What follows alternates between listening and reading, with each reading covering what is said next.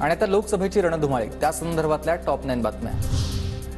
भागवत कराड आणि अजित पवारांमध्ये चर्चा। भागवत कराड संभाजीनगरमधून लोकसभेसाठी इच्छुक।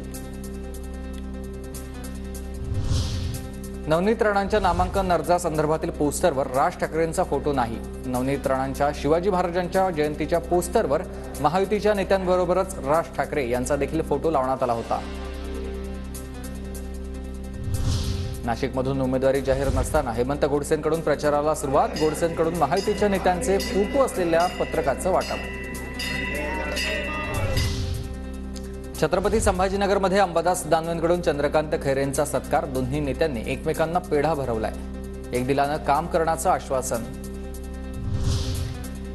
ज्योती मेटेंची शरद पवारांसोबत चर्चा। शरद पवार गटात बीडच्या उमेदवारीबाबत 2 मतप्रवाह। एका गटाचा सोनवणेंसाठी तर दुसऱ्या गटाचा मेटेंसाठी आग्रह। यवतमाळ वाशिममधल्या जागेबाबत महायुतीत तिढा। उमेदवार जाहीर व्हायला उशीर होत असल्यानं कार्यकर्ता संभ्रमात। संजय राठोड भावना गवळींऐवजी तिसरा पर्याय असल्याच्या चर्चा।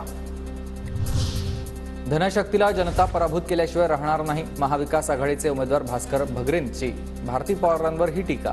दिंडोरीमध्ये भारती पवार विरुद्ध भास्कर भगरे। धुळ्यात राष्ट्रवादीच्या आढावा बैठकीत राडा। मंत्री अनिल पाटील यांच्या समोर कार्यकर्त्यांचा राडा। राष्ट्रवादीच्या शहर अध्यक्षांच्या कार्यकर्त्यांचे नाराजी आणि गटबाजी आली समोर। आणि आता मुंबई पुण्यातल्या टॉप 9 बातम्या बघूयात।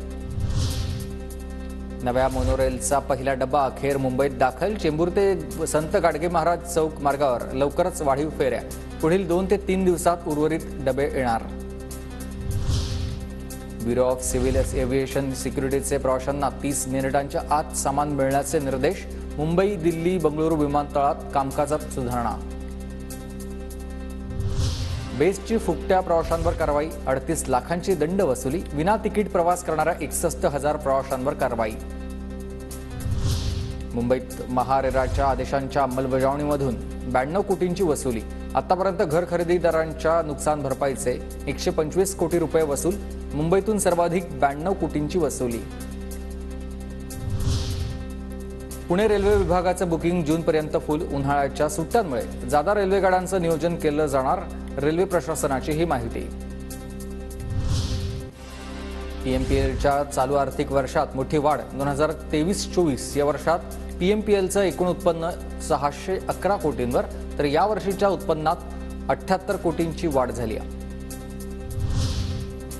पुणे विमानतळाचा उन्हाळी हंगाम 31 मार्चपासून आता दिवसाला 200 पेक्षा अधिक विमानांचं उड्डाण होणार। उन्हाळी हंगामात 5 ते 6 नव्या विमानसेवा सुरू होण्याची शक्यता। डोंबिवली पूर्व पश्चिम भागाला जोडणारा पादचारी पूल उद्यापासून बंद। दुरुस्तीच्या कामासाठी पूल बंद ठेवण्याचा मध्य रेल्वे प्रशासनाचा निर्णय। नवी मुंबईतील बाजारपेठेत लसणाची आवक वाढल्यानं मोठ्या प्रमाणात दरात घसरण। घाऊक बाजारात लसणाचे दर हे 50 ते 140 रुपयांवर।